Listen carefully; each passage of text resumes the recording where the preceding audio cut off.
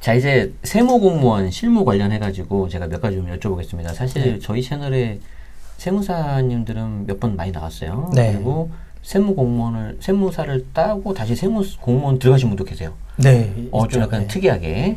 그런데 세무공무원으로 지금 거의 30년 가까이 하신 분은 처음입니다. 네. 그래서 굉장히 저도 우리 일부 시간에 들어봤지만 설명도 너무 잘해주시고 뭔가 막 제가 개인적으로도 막 질문하면 막 막힘없이 막 나오실 것 같아요. 그런데 이제 우리 대부분 분들은 세무사 그리고 뭐 세무서 뭐 이게 비슷하기도 하고 네. 좀 어려워하신단 말이에요. 네네. 그럼 이제 현재 세무 공무원이신데 네. 이게 좀 세무사는 어떻게 다르는지 네. 이런 걸 좀 한번 말씀해 주시죠. 네. 네.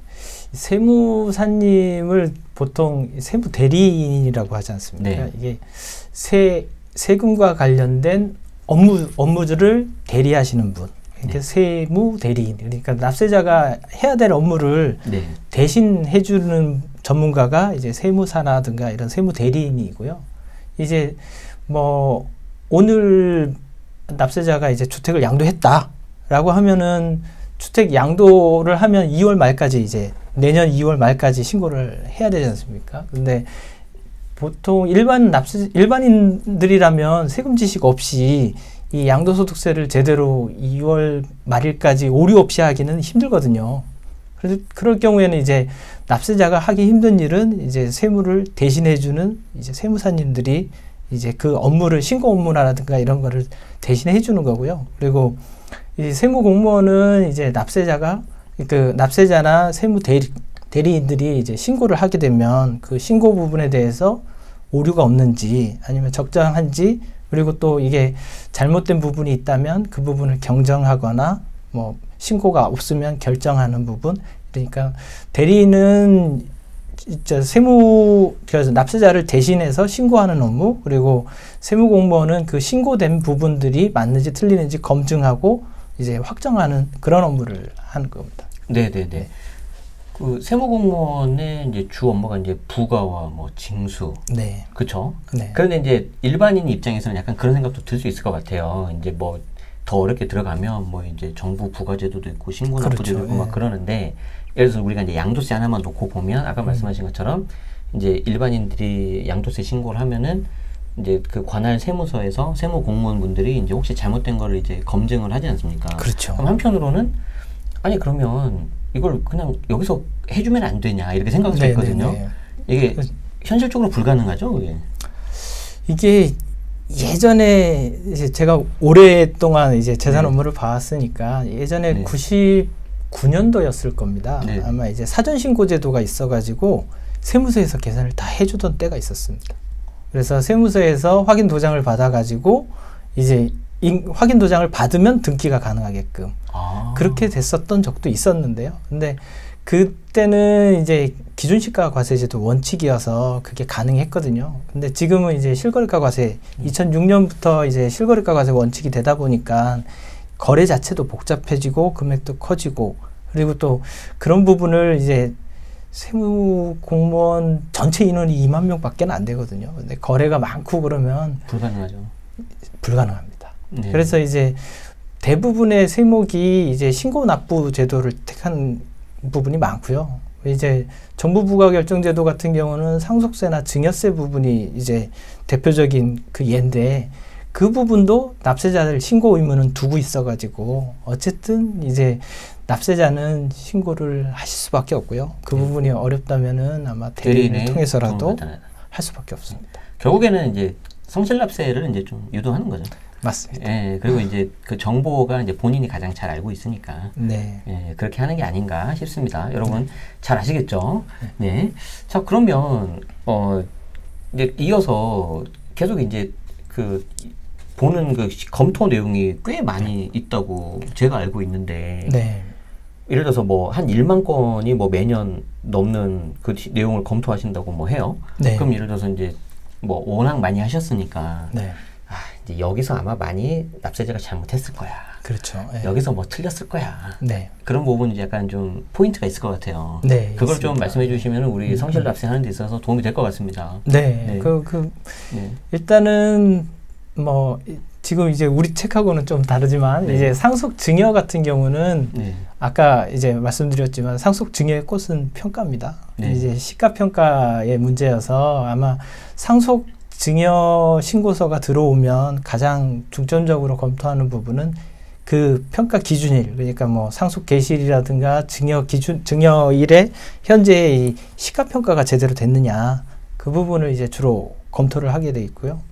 양도 같은 경우는 검토 범위가 굉장히 넓습니다. 그래서 뭐 가장 크게 구분하면은 계산 범위, 그리고 이제 법리 적용 범위, 그런 식으로 구분할 수 있는데, 이 양도소득금액 계산이 잘 됐느냐, 그런 부분을 검토를 하죠. 그러니까 양도가액이 제대로 반영이 됐느냐, 뭐 취득가액이 반영이 됐느냐, 아니면은 필요경비 같은 부분이 적절하게 돼 있느냐.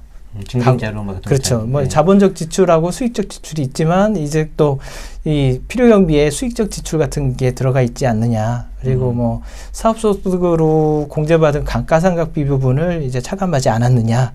뭐 환산취득가액 적용이 잘 됐느냐. 아니면 그런 이제 계산 부분. 그리고 특수관계자 간의 거래가 좀 있잖아요. 네. 그런 경우에는 이제 대금이 실제로 오고 갔느냐. 특수관계니까. 자금 출처. 예.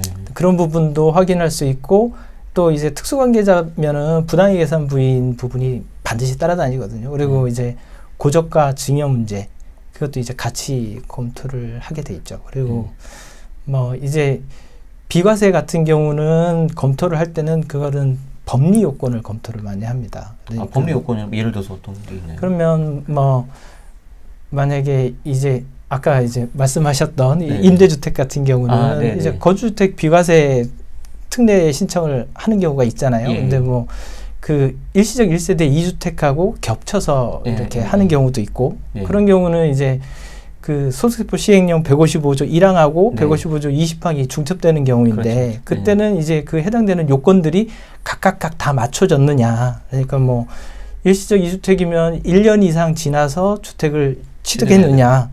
그리고 지금 이제 규정이 정부가 바뀌면서 좀 완화돼서 2년 이내에 양도를 하면 되지 않습니까? 그래서 2년 이내에 종전주택을 처분했느냐. 그리고 또 거주주택 비과세가 이제 겹치니까 그게 이제 소득세법 시행령 157조의 3에 해당하는 임대주택이 맞느냐. 그 요건 5% 임대율 요건이라든가 이런 걸 다 맞췄느냐. 그리고 2년 이상 거주했느냐. 이런 부분들을 이제 하나하나 다 검토를 하게 되죠. 많이 검토하네요, 보니까. 네, 엄청 많이 검토하고 정말 이러면은 그냥 세무 대리인은 세무사님한테 그냥 맡기는 것도 방법일 것 같아요. 그렇죠. 그래서 이게 저희 이제 근무하다 보면 많이 물어보러 오셔요. 그래가지고 세무서에.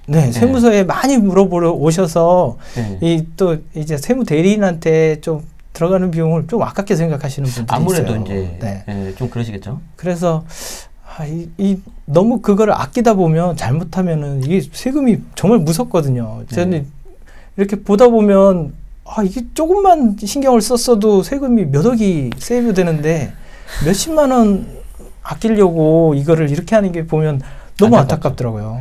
제가 아는 분도 아까 거주주택 비과세 특례 155조 20항 그거 할 때 임대주택으로 등록하는 오피스텔이었는데 지자체에 등록하고 세무서 사업자 등록을 안 낸 거예요. 그렇죠. 양도차익 10억에서 7억 날렸습니다. 그렇게 되면 3주택 중과 들어가요. 중과되면은 지금은 중과 한시 유예지만 그때 없어. 그때는 무섭죠. 근데 그분이 이제 이미 등기가 다 끝나버렸어요. 잔금이. 도와줄 수 있는 방법이 없어요. 그러니까요. 그러니까 미리 말이라도 하면 저는 이제 세무 대리인이 아니니까 못하지만 세무사님은 소개라도 할 수 있잖아요. 그렇죠. 그게 안 되는 거예요. 그래도 이제 상담하러 오시면은 차라리 낫거든요. 이 양도하기 전에 오시면은 상관이 없는데 양도하시고 오신 다음에 설명을 하면 설명할 때 이제 땀이 나죠. 이거 큰일 났다. 이제 표정이 안 좋으실 거잖아요. 그러니까 이거를 설명을 드리면은 이제 국세청 다닌다고 해가지고 세금을 무조건 많이 걷어야 된다. 이건 다 오해거든요. 저희도 세금 많이 걷어들여서 이게 좋을 거는 하나도 없고 사실은 좀 안타까운 부분이 있으면 어떻게든 좀 도와드리려고 도와드리려고 했어요. 그리고 그 양도하기 전이라고 하면 아이고 큰일 나십니다. 잘 하십시오. 네. 이래가지고 이거 전문가 만나서 꼭 상의해 보시고 제가 아는 범위 내에서는 이런데 절대 이러시면 안 됩니다. 라고 말씀드리죠.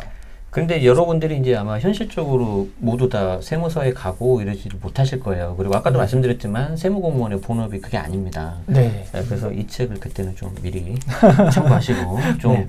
공부를 좀 하시는 게 좋겠습니다. 네. 네.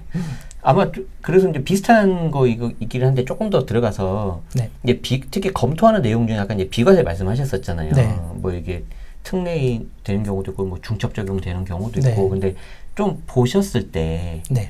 제일 많이 좀 실수하는 케이스가 뭐던가요? 사실 이제 임대주택 있는 케이스는 이 주택임대 사업자만 해당이 될 거고 네. 대부분은 1주택 비과세 아니면 일시주택 비과세 할 거란 말이죠. 그렇죠. 그때 좀 제일 많이 실수한 게 뭐 어떤 건가요, 사람들이? 지금은 이제 교통정리가 좀 많이 됐습니다. 네네. 예전에는 이제 장기 임대주택 규정이 워낙 이제 네. 많이 바뀌고 뭐 사례가 없다 보니까 기재부 예규도 없었고 그래서 이걸 어떻게 해석을 해야 되지? 이제 규정도 이렇게 명쾌하지 않고 그래서 좀 혼란이 많이 있었는데 지금은 좀 교통정리가 좀 잘 된 부분 같습니다. 뭐 예를 들면 임대주택이 있고 거주주택이 있었는데 임대주택을 먼저 팔고 거주주택을 팔았을 때 이제 최종 1주택 규정이 이제 적용이 됐느냐 안 됐느냐 네네. 그 부분도 이제 말이 많았었거든요. 근데 그런 부분도 이제 다 정리가 됐고 그리고 예전에 임대주택 그 일시적 1세대 2주택하고 거주주택 특례가 중첩됐을 때 고가주택 같은 경우는 한동안은 중과를 했었잖아요. 네. 그래서 이게 참 규정상으로는 말이 되는데 이게 이 법 감정이라든가 실제로 이게 느끼기에는 좀 이해하기 힘든 부분이죠. 그러니까 1세대 1주택은 맞는데 다주택자니까 중과를 해가지고 혜택을 뺏겠다. 이러면은 그 해석 나왔을 때 제가 아는 세무사님이 이게 말이 되냐. 그렇죠. 중과돼 버리니까. 가지고 저도 좀 되게 당황스러웠고. 네. 근데 이제 뭐 혹시 이거는 뭐 추가 질문인데요. 우리가 이제 사전 답변이고 세법에서 그 하는 거 있지 않습니까? 네. 구속력이 있는 게 세법에서 사전 답변 제도죠. 사전 답변 제도가 구속력이 있습니다. 그렇죠. 그게 구속력이 있는데 그게 제가 알기로는 본인 케이스에 하나고 네. 이미 뭔가 작업이 뭔가 액션을 취하고 그 다음에 신고가 넣어야 되죠. 그렇죠. 그러니까 예를 들어서 내가 양도하기 전에 뭐 미리 알아보고 그런 건 안 되죠. 양도하기 전에 이 그 사전 질의를 하실 수는 있습니다. 예. 그런 부분도 사전 질의는 가능하고요. 네. 근데 이제 이 업무 자체가 이제 그게 본청 법규과에서 아마 그 답변을 하는데 많이 밀려 있어요. 그래서 제때 이 답변을 받기가 어렵고요. 이제 좀 팁이라고 하면 우리 홈택스 그 서면 인터넷 질의가 있거든요. 네. 그 서면 질의를 하시는 게 좀 빠를 것 같습니다. 빠르고 네. 대신 그건 구속력은 없잖아요. 구속력은 없지만 그 내용을 자세히 적어서 하게 되면 그래도 좀 낫죠. 그러니까 이제 되게 중요한 말씀 해주셨는데 구속력이 없는 서면 질의라 하더라도 홈택스 인터넷 접속해서 하시면은 답변도 좀 빠르고 훨씬 빠르죠. 그리고 이제 아무래도 구속력은 없다 하지만 그걸 아예 무시는 못할 거 아니에요. 무시는 안 하죠. 그렇죠. 그러니까 이제 그거에대로 하면 좀 괜찮을 것 같고 아까도 말씀하신 것처럼 그래도 지금 교통정리가 많이 됐습니다. 네. 임대주택 부분은 많이 됐습니다. 네, 그래서 뭐 지난 뭐 한 1, 2년 전에 있었던 아주 막 이런 이슈는 그래도 좀 덜할 것 같습니다. 맞습니다. 다행입니다. 왜냐하면 이제 일부 아주 소수 분들은 뭐 이게 좀 나쁜 생각을 갖고 있지만 대부분은 그래서 내가 내야 되는 세금이 얼마인지만 정확히 알고 싶다 이런 분들이 대부분이니까. 그렇죠. 예. 그러면 좀 훨씬 더 좋을 것 같네요. 네.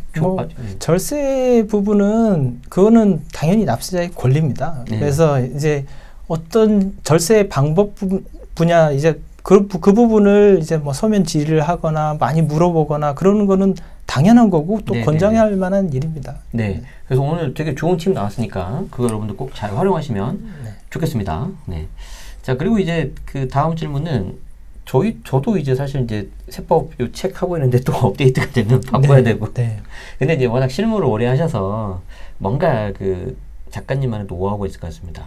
뭐 세법이 원래 항상 정기적인 개정세법 그게 보통 7월 달에 있고 중간에 이제 또 이렇게 막 부동산 정책이라든가 하면 수시로 바뀌고 하잖아요. 그런 거 업데이트는 좀 어떻게 하십니까? 아니면 뭐 세법 공부를 잘하는 비결이라고 해야 될까요? 네. 우리 구독자분들한테 그런 거 좀 알려주세요. 아, 이거는 저만 해당될 수도 있는데요. 네, 이게 이 언론에 제일 먼저 언론에 나옵니다. 이제 만약에 뭐 법이 어떻게 어떤 방향으로 막 합의했다더라 이렇게 얘기가 나왔다더라 그러면 언론에 나오고 네. 이게 정제되지 않은 식으로도 언론에 많이 나오는데요. 네. 그렇게 되면 그걸 보고 납세자분들이 전화를 자주 하십니다. 전화가 오면은 그 전화를 이제 그냥 받고 그런 거 몰라요 이러고 끊어버리면 이제 끝인데 그렇게 하면 안 되고요. 이제 전화가 오면은 이런 식으로 개정이 된다고 하는데 맞아요 이러면은 그 부분은 이제 확인을 해보고 이제 이 부분이 이렇게 바뀌었구나 아니면은 그냥 추측성 보도구나 이런 식으로 하다 보면은 저절로 업데이트가 되더라고요.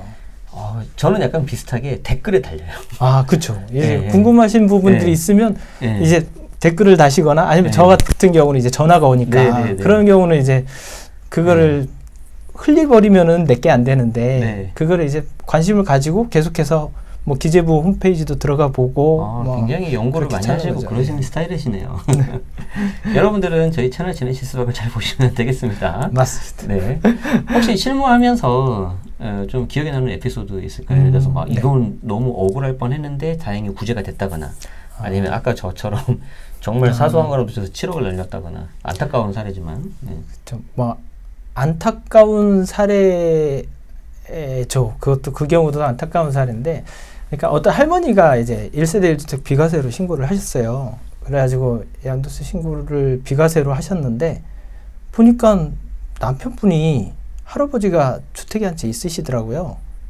그래서 강남에 있는 거를 파셨는데 1세대 2주택이어서 양도세가 많이 나와야 되는데 비과세 신고를 하신 거예요. 그래서 오래 보유하셨고 그래가지고 아니 이게 어떻게 된 일입니까? 이렇게 주택이 있으신데 어떻게 비과세 신고를 하셨어요? 이게 안 될 것 같은데요. 이랬더니 무슨 말도 안 되는 소리라고 하면서 그 할아버지가 한 20몇 년 전에 집을 나가셔서 안 들어오시는 거예요. 그래가지고 연락 두절 뭐 이제 살았는지 죽었는지도 모르시고 이제 거의 뭐 연락도 안 되고 따로 그냥 완전히 남처럼 살았거든요. 근데 그냥 법상으로 부부죠. 네. 그래가지고 그냥 법상으로 부부지만 이제 세법은 이 부부는 일심동체거든요. 그리고 그 부부를 판단하는 기준 자체가 법정 혼인을 기준으로 합니다. 그래서 아무리 그 가정이 파탄났다 하더라도 이혼을 하지 않으면 서류상으로 이혼을 하지 않으면 부부죠. 그래서 1세대 2주택으로 돼서 세금이 수억 원이 과세가 됐죠. 아이고야. 아니 근데 그 할머니는 나름 이유가 있으셨을 거잖아요. 이제 왜냐하면 뭐 그렇게 나가서 한 20년이 됐고 그렇죠. 살았는지 죽었는지도 모르고 예를 들어서 내가 지금 법상으로 예를 들어서 혹시 모르니까 이혼을 하고 싶다 하더라도 저는 이제 그쪽은 잘 모르지만 뭐 상대방 동의가 뭐 있어야 되지 않나요? 그거는 이제 이혼 소송을 해가지고 뭐 상대방이 출석 안 하거나 그러면은 할 수는 있습니다. 그래서 설령 출석을 안 하더라도 예를 들어서 뭐 일부러 뭐 어디에 있는지 알더라도 보기 싫을 수도 있잖아요. 그렇죠, 있죠. 뭐 위협을 느낀다거나 그럴 수도 있죠. 그러니까 그런 경우에는 특히 다른 가족은 모르더라도 배우자는 일심동체니까 꼭 체크를 해야 되겠네요. 체크해야 됩니다. 그래서 그런 경우 되게 안타깝잖아요. 근데 법상으로는 이게 대법원 판례까지도 있는 사건입니다. 이게 한 번 있었던 게 아니고 뭐 사이 안 좋은 부부들 여러 있을 수 있잖아요. 그래서 실제로 그런 일들이 좀 자주 발생해서 근데 그 할머니는 좀 불쌍하더라고요. 근데 또 그거는 이제 불쌍한 케이스고 반대 케이스도 한번 말씀드려볼까요? 그러니까 잘된 케이스. 잘된 케이스라고 할까요? 일단은 그분도 이제 강남 쪽에 사셨는데 이 사실혼이셨어요. 결혼을 했고 이제 자녀까지 있어요. 자녀까지 있고 각자 이제 집을 한 채씩 갖고 있어요. 근데 양도를 하고 1세대 1주택 비과세 신청을 했습니다. 그런 경우에 비과세가 될까요? 사실혼인데 자녀까지 있고 혼인신고를 안 하고 혼인신고 안 하고 자녀까지 있고 되지 않겠습니까? 됩니다. 그러니까 그 반대의 경우죠. 할머니하고 반대의 왜냐하면 경우죠. 혼인신고를 안 했잖아요. 그러니까 이게 엄격하게 법상으로 혼인을 했냐 안 했냐 그걸 가지고 일단 첫 번째가 1세대 구분을 하거든요. 그래서 아까 1세대 1주택이 되게 중요하다라고 했던 게 1세대가 배우자가 가장 기본입니다. 그 배우자 기준을 따질 때 법상 배우자. 그래서 그 부분이 안타까웠고 또 이런 부분 보면은 참 대단한 분도 계시구나 이렇게 생각도 했죠. 여러분 잘 들으셨죠? 네. 제가 항상 강조했잖아요. 비과세가 쉬운 게 아니라니까요. 아, 어렵습니다. 정말 어려워요. 네. 그리고 말씀하신 그 세대 개념이 어렵습니다. 네, 어렵습니다. 아까 그 첫 번째 케이스 할머니 같은 경우에는 아까 말씀하신 것처럼 매도하기 전에 한 번만 이렇게 좀 상담이라도 했으면 네. 됐을 텐데 너무 안타깝네요. 그렇죠. 이제 다 양도하고 나서 이제 벌어진 일이니까. 네. 자, 여러분들은 꼭 그런 일 절대 없으면 하고요. 그리고 요거는 혹시 이제 그 작가님이 답변을 주실 수 있을지 좀 잘 모르겠는데 네. 예를 들어서 이제 여기는 이제 세무 공무원 분이시고 이제 같이 이렇게 좀 카운터 파트너라고 해야 되나요? 뭐 아무래도 이제 납세자하고도 커뮤니케이션 할 수도 있지만 세무 대리인 분들하고도 커뮤니케이션 많이 하시잖아요. 네, 뭐 네. 세무 대리인 중에서도 네. 또 뭐 네. 쟁점이 되는 부분은 네. 물어보시면 네. 전 답변은 네. 제가 아는 범위 내에서는 네. 책임은 없다. 네. 그렇지만 답변은 해드리겠다. 네. 이러고 답변을 해드리죠. 그러면 이제 우리 납세자 입장에서 네. 열심히 이제 이 강성을 듣고 이제 상담을 받으러 갔어요. 네. 근데 A 세무사님하고 B 세무사님 두 명을 간 거죠. 이제 네네. 조심해야 되니까. 근데 두 분 말씀이 달라. 네. 뭐 예를 들어 비과세라고 해볼게요. 네. 그러면 이때 두 분 말씀이 다르면 네. 납세자 입장에서 좀 어떻게 판단을 해야 될까요? 네. 납세자 입장에서는 네.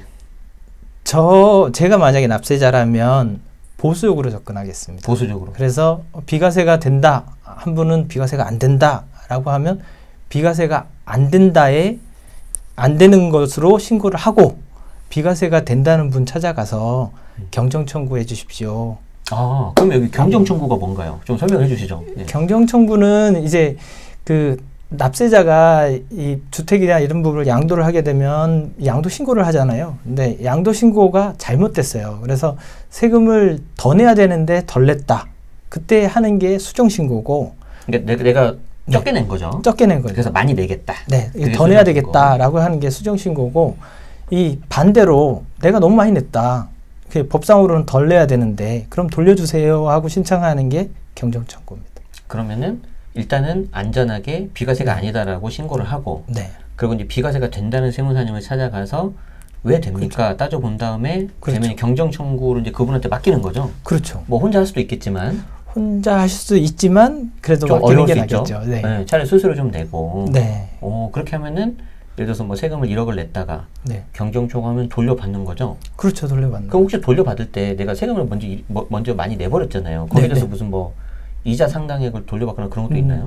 이자가 많지는 않지만 이제 국세 환급금 가산금이라고 해가지고 이자가 연 1.2%로 알고 있습니다. 연 1.2% 환급금을 돌려주고요. 그리고 이제 또 걱정하시는 분이 세금 내고 하면 안 돌려주는 거 아니야? 그렇게 생각하시는 분도 있거든요.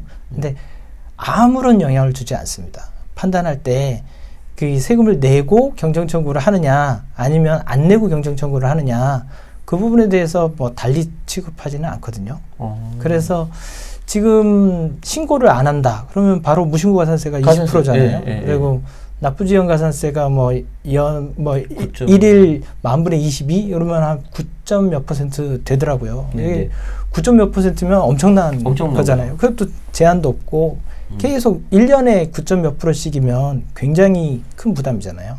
그러니까 가능한 한 이 신고는 보수적으로 그리고 경정 청구는 권리기 때문에 당연히 과다 납부한 것 같다라고 하면 신청을 해서 돌려받아야죠. 경정 청구가 5년 내에 할 수 있나요? 네, 5년 내에 할 수 있습니다. 자, 그러면 이제 하나 좀 다른 이야기인데 이미 일부에서 했었던 종부세인데 이제 종부세 같은 경우에도 이제 사람들이 가끔 이제 막 뭐 소송도 하기도 하고 막 그런단 말이에요. 그럼 이제 내가 저 소송을 해야 나중에 혹시 이게 잘못된다고 나왔을 때 돌려받는 거냐 아니면 그냥 가만히 놔둬도 내가 돌려받을 수 있는 거냐 만약에 뭔가 위헌이라고 판결이 난다면 그거 뭐 짧게 좀 알려줄 수 있을까요? 네. 그게 이제 2008년도인가요? 그 세대 합산이 위헌이다라고 해가지고 났을 때는 이 종부세에 대해서 불복을 제기 안 해도 다 돌려줬거든요. 그때 이제 제가 역삼 재산세과에 있어서 그때 한번 엄청 고생을 한 적이 있어요. 여기 역삼 네네. 그래서 다 돌려줬거든요. 그때는 청구를 안 해도. 근데 이제 다르게 재산세 부분이나 계산 부분이 잘못돼서 한번 위헌이 났었는데 그때는 이제 좀 불복을 하거나 경정 청구를 하셨던 분들만 지금 이제 환급을 내줬었어요. 그래가지고 지금 만약에 이제 새로운 위헌 결정이 난다라고 하면은 만약에 난다라고 하면은 이 부분이 100% 장담을 할 수가 없습니다. 그러니까 돌려준다, 안 돌려준다, 아니면 참가한 사람만 돌려준다, 아니면은 뭐 안 참가해도 다 돌려준다. 이거를 확신을 할 수는 없고요. 이게 기재부가 이 그 위헌에 미치는 영향 같은 거를 좀 분석을 해서 그 부분에 대해서 아마 판단을 할 것 같습니다. 그래서 안전하게 하려면 불복에 참여하는 것도 안전한 경우고 또 만약에 다 돌려준다고 하면 사실은 헛심 쓰는 거잖아요. 돈도 나가고. 그렇죠. 아니 뭐 혼자 셀프로 하더라도 좀 시간과 비용을 투입해야 되니까. 네. 하지만 이제 혹시 이제 염려되시는 분들은 보수적으로 하시는 게 맞겠다. 그렇지만 그게 이제 상위기관에서 결정을 하는 거기 때문에 뭐라고 확답을 할 수는 없다. 이렇게 좀 정리할 수 있겠네요. 그죠? 맞습니다. 네. 아니 지금 여러분 어떤 느낌이냐면 제가 자판기 알아요? 자판기? 내가 콜라를 마시고 싶어서 콜라를 딱 누르면 콜라 띵 나오고 사이다 마시면 딱 나오는데 무슨 뭐 질문을 하면 바로바로 나와요. 너무 좋아요 지금. 다음에 한번 더 모셔야 될 것 같은데. 감사합니다. 아마 지금 저 채팅창이 저렇게 조용한 적이 정말 오랜만인 것 같아요. 지금 저 사람들이 엄청 집중해서 듣고 있다는 거거든요. 네. 아마 제가 느낀 것처럼 여러분들도 지금 많이 느끼신 것 같고 그냥 어떤 생각을 저는 했냐면은 야 이분이 세무공무원이 아니라 그냥 세무사 사무실을 개업을 했다면 뭐 상담이나 질문하러 많이 가겠다 이 생각이 전 들었어요. 아유 잘 봐주셔서 감사합니다. 약간 이거는 좀 민감할 수도 있는데 뭐 이게 공직에 벌써 30년 가까이 계셨으니까 그렇죠. 이제 뭐 신뢰가 안 된다면 뭐 이게 나중에 이제 정년 이렇게 하고 나오실 수도 있고 그러면 이제 그 이후에 어떤 계획이나 뭐 이런 게 있으세요? 뭐 어떻게 개업을 하신다거나 뭐 아니면 다른 뭐 세무법인에 뭐 근무를 하신다거나 뭐 저는 이제 그쪽은 잘 몰라가지고 저희 이제 저 같은 경우도 세무사 자격이 부여가 되니까요. 이제 뭐 사무관으로 5년 이상 근무하면 이제 자동 자격이 부여가 되거든요. 그래서 저도 이제 때가 되면 세무사로 아마 가게 될 것 같습니다. 그때 되면은 꼭 한번 연락을 주세요. 아니 왜냐하면 이게 차분하게 설명도 잘 해주시고 특히 뭐랄까 좀 이제 아무래도 상대적으로 이 부동산을 갖고 계신 분들이 연세가 상대적으로 2030보다는 4050 좀 연세 있으신 분들이 많으시잖아요. 그렇죠. 그분들 입장에서는 좀 이렇게 차분하게 설명해 주시는 걸 되게 좋아하실 것 같아요. 감사합니다. 네, 그러실 것 같습니다. 자, 그래서 저희가 이제 다음에 한번 또 기회가 되면 시간 되시면 한번 좀 해보도록 하고 지금은 공직에 몸담고 계셔서 오늘도 휴가 내고 오셨대요. 제가 뭐 굉장히 좀 감사하면서도 죄송합니다. 아닙니다. 그래서 이제 마지막으로 저희 채널을 좀 이게 시청하고 계시는 분들에게 뭐 좀 마지막 당부사항 그리고 이제 소감 한 말씀 좀 간단하게 해주시면은 감사하겠습니다. 제가 여기 출연하면서 이제 미리 좀 예습을 좀 했습니다. 어떤 분이 출연하시나, 이분들은 어떻게 답변하나 이런 식으로 보고 왔는데 보다 보면 제가 깜짝 놀란 게 우리 채널이 이 제네시스 박 채널 자체가 되게 업데이트가 굉장히 빠르고요. 순발력이 있더라고요. 그리고 내용도 정확도도 높고 또 출연하시는 분들이 쟁쟁하신 분들도 많이 오시고 그래가지고 이게 보통 수준 높은 채널이 아니구나. 그래서 제가 출연하게 돼서 굉장히 다시 한번 감사의 말씀 드리고요. 우리 구독자분들께서 제일 중요한 게 건강이잖아요. 그래서 항상 이제 좀 건강하시고 그리고 이제 앞으로도 우리 채널 제네시스 박 많이 구독 좀 해주시고 애정을 좀 가져주시면 감사하겠습니다. 그리고 제가 이제 책도 냈으니까 이제 세플레이션 살아남기 책 좀 많이 좀 부탁드리겠습니다. 여러분 바로 이 책입니다. 저도 보니까 그 양도세 관련 사례도 굉장히 많고 재산세제 쪽으로도 잘 돼 있어가지고 꼭 한 번씩 보시면 좋겠습니다. 네. 자, 그럼 오늘 그 작가님 네. 소중한 시간 내주셔서 정말 너무 감사합니다. 네, 여기서 제가 감사합니다. 여기서 마치겠습니다. 네. 고맙습니다. 감사합니다.